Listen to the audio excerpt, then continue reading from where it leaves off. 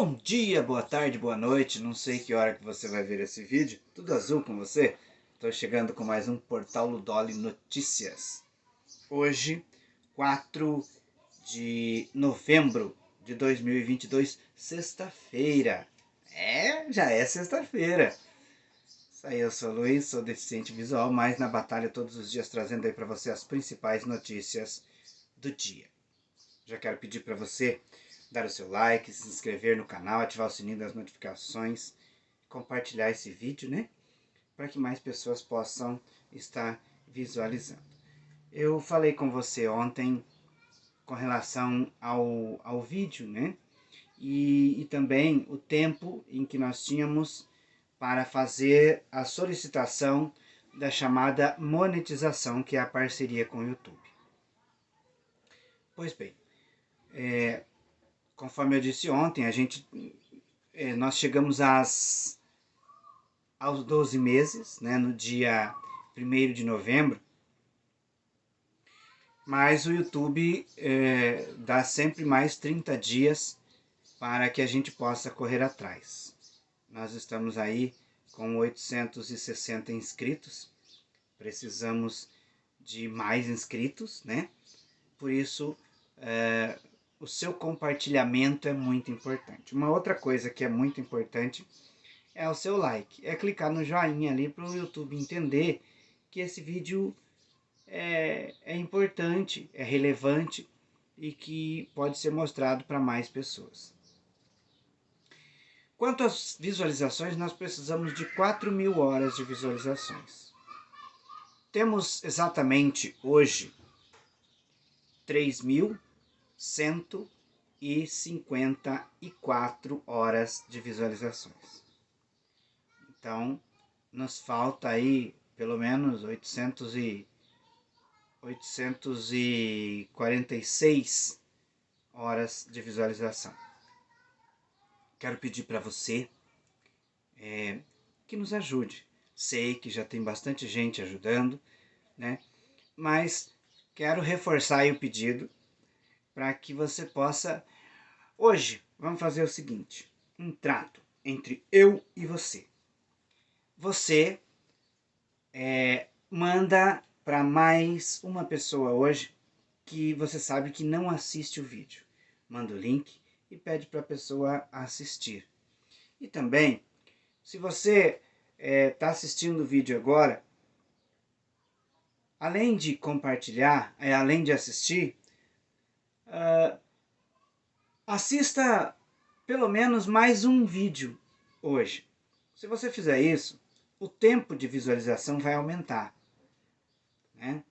Então, você assiste 2 ou 3 vídeos do canal por dia, rapidamente nós vamos chegar aí às 4.000 horas que necessitamos até o final deste mês. Na verdade, até o dia 1º de dezembro. Estou pedindo a sua ajuda para que o canal possa crescer aqui na plataforma, né? E estou correndo atrás também de novos patrocínios. De repente, se você tem aí a sua empresa, quer nos ajudar, patrocina, ajude-nos. E também você pode fazer a sua doação. O Pix está na descrição do vídeo. Agora eu quero falar com você que está precisando trocar os pneus do seu carro. Venha para a Master Pneus. Na Master Pneus você tem pneus de qualidade, de variadas marcas, nacionais e importados para carros, caminhonetas e caminhões. E ainda parcela suas compras em até 12 vezes no cartão. A Master está na Avenida Internacional em Pindotiporã e atende Pindoti, Sete Quedas e toda a região. Master Pneus, vem pra cá! Trazendo para você uma notícia triste. O corpo da menina baleada no dia da eleição, do segundo turno, será velado hoje. Além de Luana, mais 4 pessoas foram atingidas por um atirador. Pedro Henrique morreu na hora. Os demais foram hospitalizados. Luana havia sido hospitalizada também, mas morreu esta noite, né? E o corpo será velado hoje. A menina é Luana Rafaela de Oliveira Barcelos, de 12 anos. O caso aconteceu em Belo Horizonte, Minas Gerais, na noite de domingo, depois da totalização, né, ou pelo menos da oficialização da vitória do ex-presidente Lula e agora presidente eleito.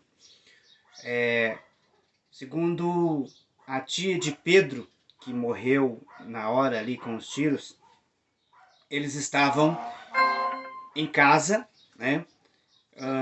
E daí no quintal de casa o sobrinho dela estava gritando o nome do candidato.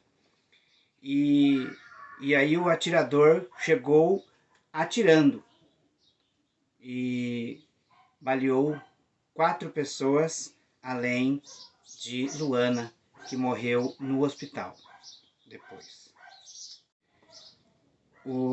As causas reais das mortes só sairão depois do resultado da perícia.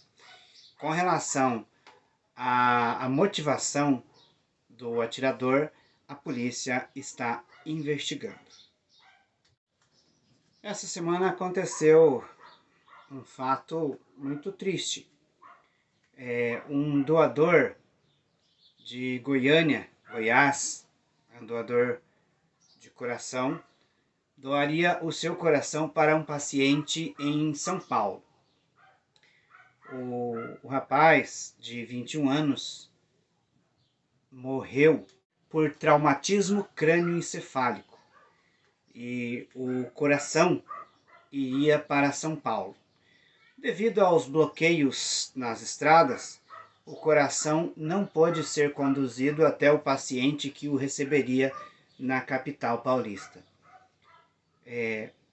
Tentativas foram feitas para fazer com que fosse de carro, seria bastante tempo de viagem, e os especialistas explicam que no caso de uma morte assim, o coração ele precisa ser transplantado em no máximo 4 horas após sua retirada. E aí tentaram chegar no aeroporto, também não conseguiram, e aí então agora o coração não pode mais ser utilizado no paciente. Que coisa, né? O ministro do Supremo Tribunal Federal e presidente do TSE, Alexandre de Moraes, determinou à Polícia Federal que envie dados com relação aos líderes desses protestos ilegais, dos bloqueios das estradas, imediatamente. A Polícia Federal Polícia Rodoviária Federal vai ter que coletar os dados, nome do proprietário de veículo e dos líderes desses bloqueios, né, dessas manifestações, e enviar para o Supremo Tribunal Federal. Os manifestantes contestam o resultado das eleições. Nessa determinação, o ministro, né, Alexandre de Moraes, determinou um prazo de 24 horas para que a Polícia Rodoviária Federal envie dados de pessoas, líderes então desses movimentos, bem como pessoas autuadas nesses movimentos. Então todos aqueles que foram multados nesses dias aí de movimentos terão que ser apresentados ao Supremo Tribunal Federal. Na determinação anterior, o Supremo Tribunal Federal, na verdade na terça-feira, né? O Supremo Tribunal Federal determinou uma multa de R$100 mil por hora para quem descumprisse o desbloqueio das vias, né? A desobstrução das vias.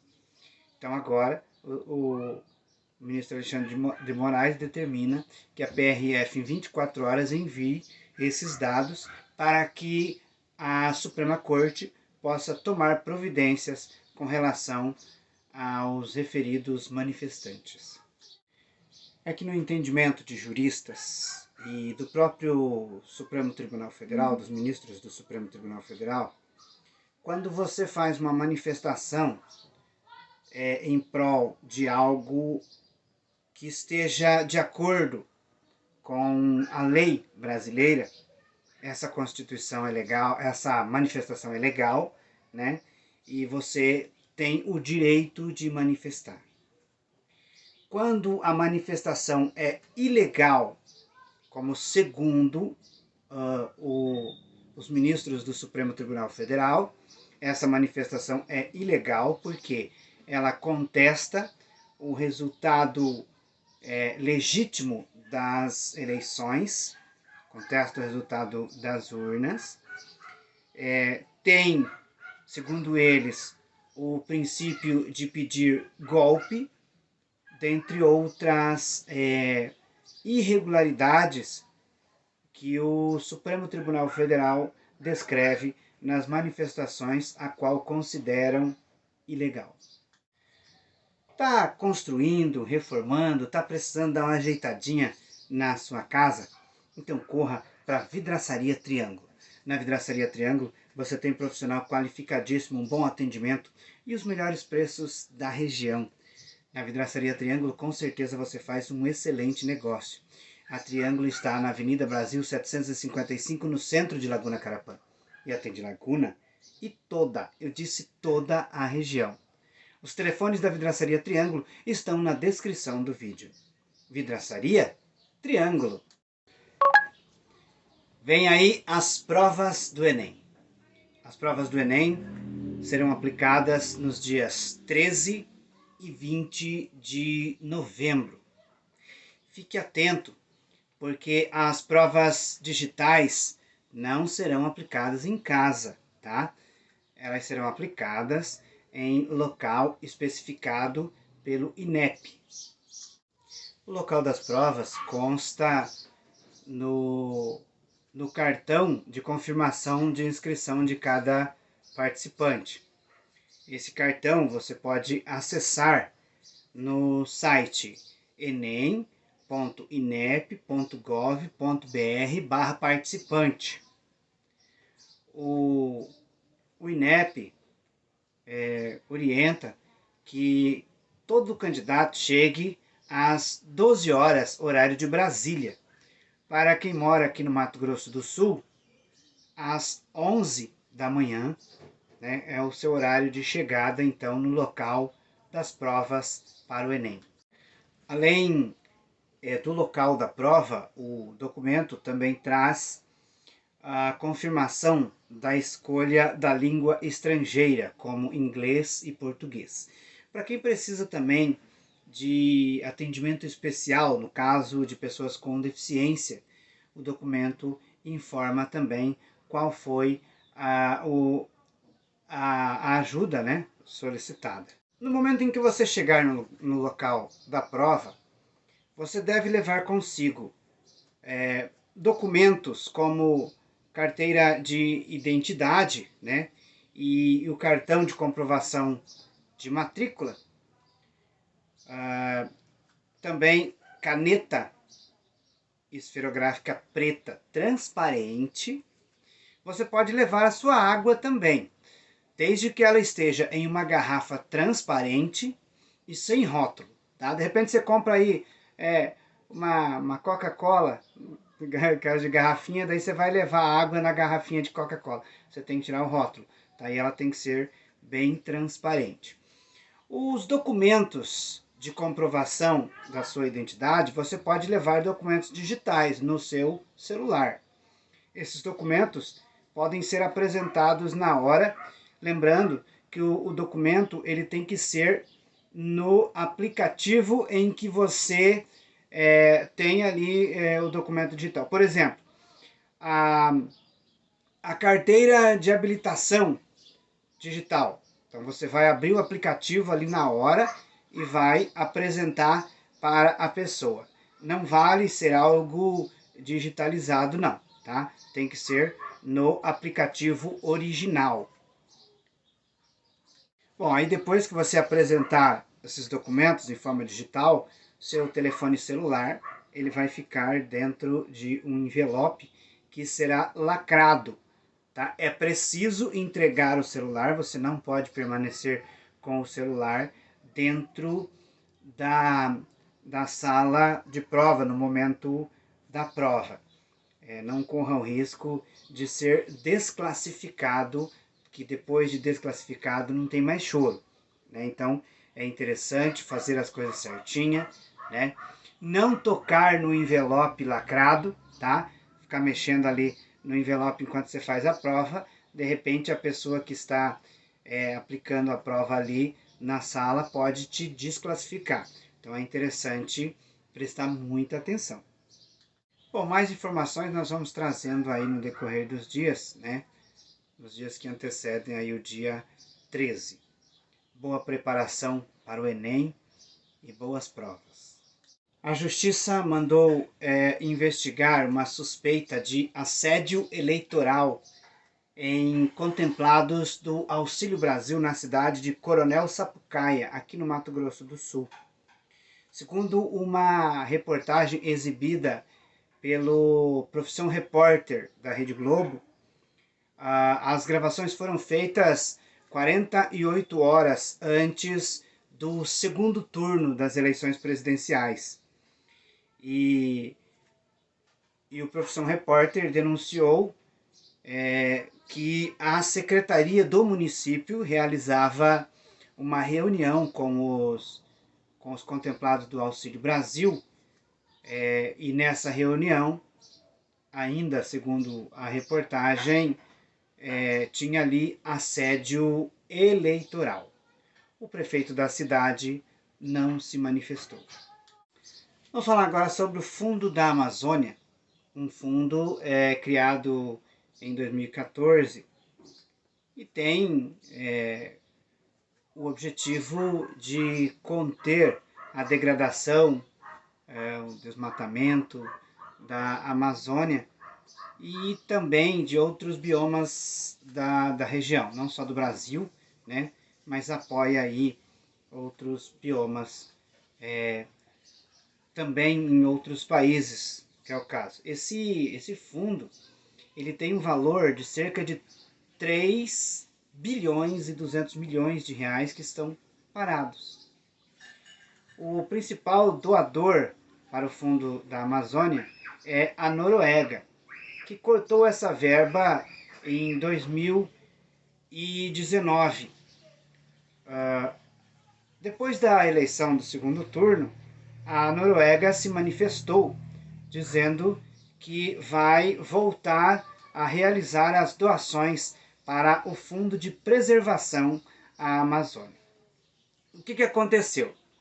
Esse fundo ele está parado desde abril de 2019. Já no mandato do presidente Jair Bolsonaro, ele extinguiu 2 conselhos que gerenciava esse fundo. Com a extinção dos conselhos, o fundo ficou parado e, consequentemente, os combates ao desmatamento, aos incêndios e tudo mais, ficou congelado também, infelizmente, né? Isso provocou aí um aumento, segundo dados do G1 e da CNN, um aumento enorme no desmatamento e também nos incêndios, considerados incêndios criminosos, que é aquele que pessoas colocam fogo ali na floresta para utilizar daquelas terras, né, depois da floresta queimada. Bom,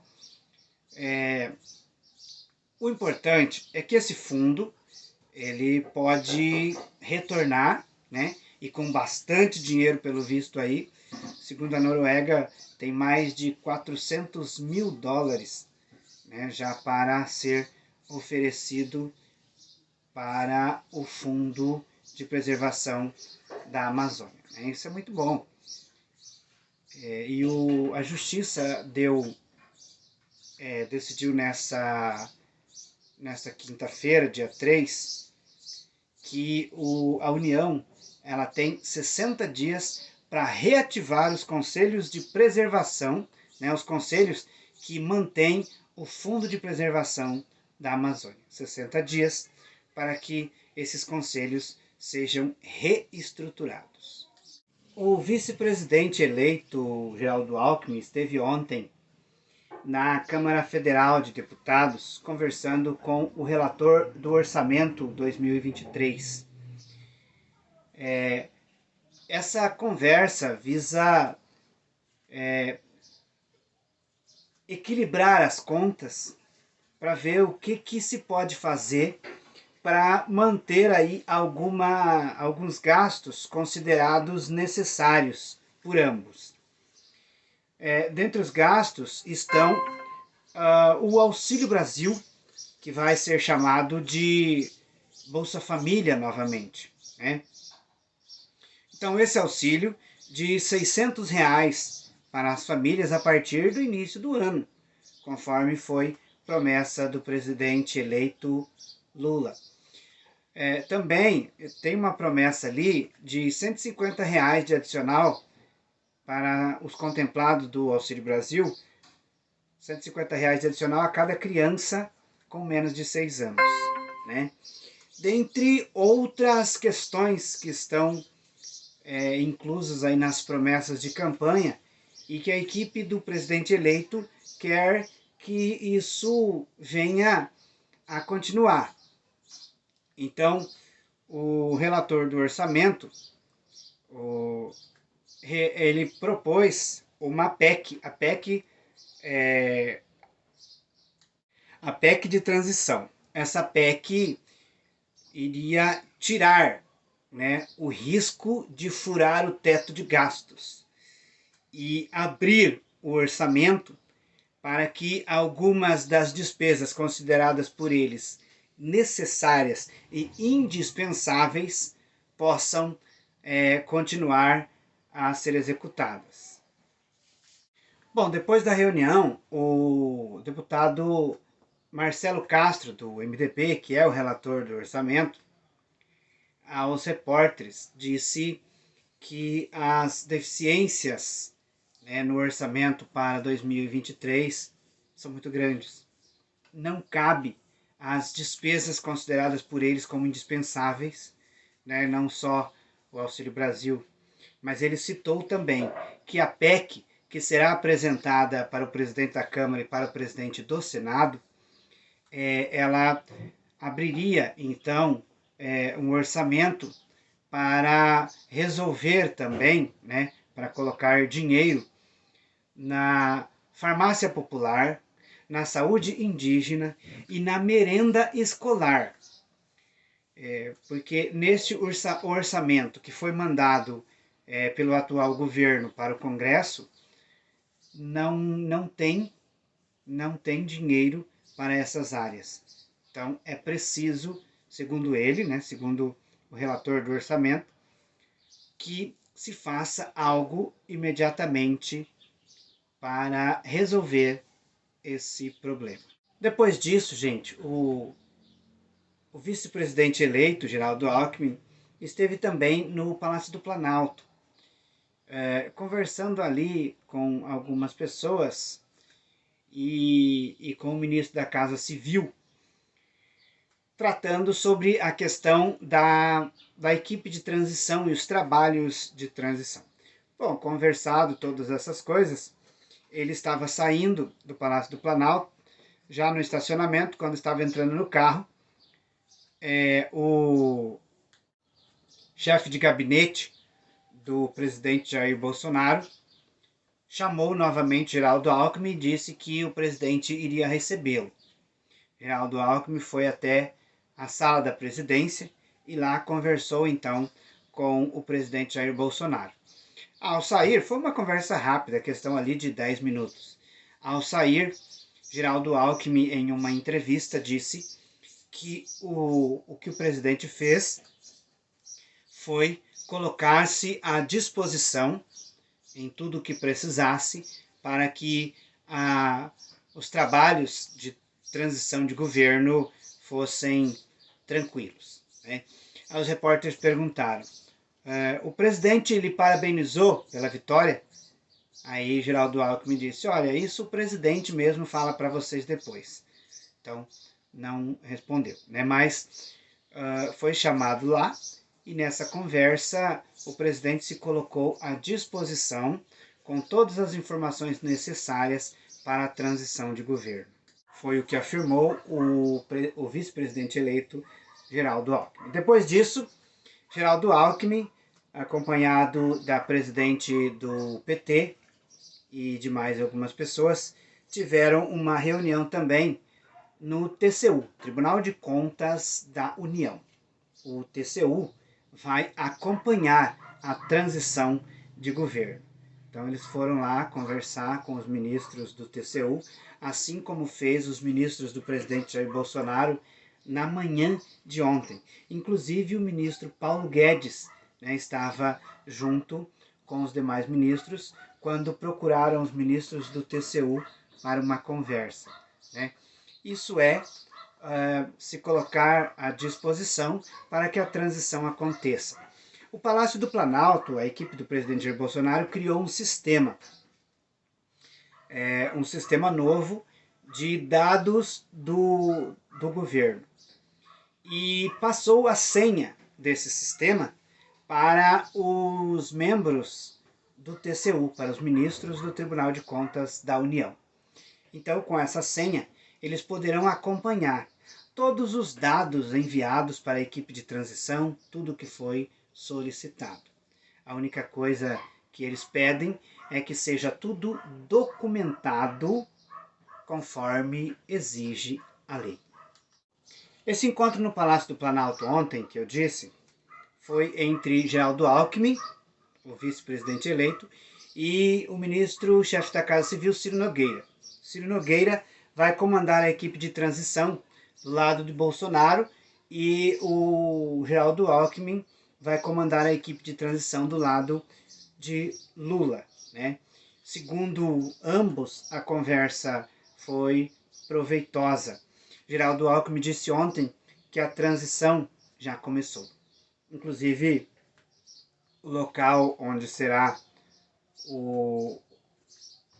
onde acolherá a equipe de transição, né, vai ser visitado hoje pela presidente do PT, Gleisi Hoffmann, e outros aliados. Geraldo Alckmin disse também ontem que os demais nomes, né, que vão compor a equipe de transição serão apresentados na segunda-feira, mas que vai com certeza ter ali cadeiras para os partidos aliados, dentre eles o MDB e o PDT, né, que foram partidos aí que abraçaram a campanha de Lula no segundo turno. Hoje o ministro da Casa Civil, Ciro Nogueira, publicou a nomeação de Geraldo Alckmin como presidente, né, da equipe de transição do lado do Lula. Essa publicação foi feita no Diário Oficial da União desta sexta-feira. A Petrobras decidiu antecipar um rateio de 43,7 bilhões de reais em lucros e dividendos. O que significa isso? A Petrobras vai antecipar uma divisão de lucros entre os acionistas. Esses lucros e dividendos somam, então, 43,7 bilhões de reais. Então, para entender, 43 bilhões e 700 milhões de reais. Bom, essa divisão entre os acionistas será entre os meses de dezembro e janeiro. Ela antecipa os lucros que a Petrobras terá no último trimestre do ano, né? Ou melhor, no terceiro trimestre do ano. Gente, o ano passado a Petrobras dividiu os seus dividendos e o valor no ano todo foi de 101 bilhões de reais. Este ano, com essa antecipação que eles estão fazendo, a Petrobras já vai passar de 180 bilhões de reais em dividendos. Bom, a presidente do PT, Gleisi Hoffmann, ontem criticou a decisão da Petrobras. Disse ela, abre aspas, isso é uma irresponsabilidade contra a empresa e contra o país. É a farra do ministro da Economia. Fecha aspas. Bom, desses 43,7 bilhões de reais que vão ser rateados aí entre os acionistas, 22 bilhões, mais ou menos, vão para os cofres do governo federal, uma vez que a União é o maior acionista da Petrobras. Alguns membros do conselho da Petrobras foram contra essa decisão de antecipação e atribuíram essa antecipação ao governo estar cobrindo gastos, né, de uma possível reeleição do presidente Jair Bolsonaro. Segundo esses acionistas, membros do conselho, né, a Petrobras já deveria ter dado aumento aos combustíveis, tanto no etanol quanto na gasolina, desde o início do segundo turno, mas preferiu segurar os preços por causa de questões políticas, segundo os membros do conselho, para ajudar o presidente Bolsonaro. Eles atribuem a responsabilidade ao presidente da Petrobras que tomou essa decisão. E vamos às cotações. O dólar comercial está cotado em R$ 5,04. O dólar turismo em R$ 5,35. O euro em R$ 5. Uma última notícia para você. A Ucrânia tem sofrido bombardeios, né? Um aumento aí nos bombardeios e agora a Rússia está bombardeando a estrutura energética do país. Nesta noite, mais de 4 milhões de pessoas ficaram sem energia em várias cidades em volta, mas um grande número dessa população ficou sem energia na capital do país, Kiev. O presidente ucraniano Volodymyr Zelensky classificou os ataques como terrorismo energético. E essas foram as notícias de hoje. Obrigado a você que assistiu o vídeo até aqui. Eu volto amanhã, sabadão. Eu volto amanhã. Acredito que segunda-feira, né? Com mais um vídeo para você. Que Deus abençoe, que você tenha um final de semana cheio de paz, cheio de alegria, que você possa aproveitar com a sua família. Até segunda-feira, se Deus quiser. E essas foram as notícias de hoje. Obrigado a você que assistiu o vídeo até aqui. Eu volto amanhã, sabadão. Eu volto amanhã. Acredito que segunda-feira, né? Com mais um vídeo para você. Que Deus abençoe, que você tenha um final de semana cheio de paz, cheio de alegria, que você possa aproveitar com a sua família. Até segunda-feira, se Deus quiser.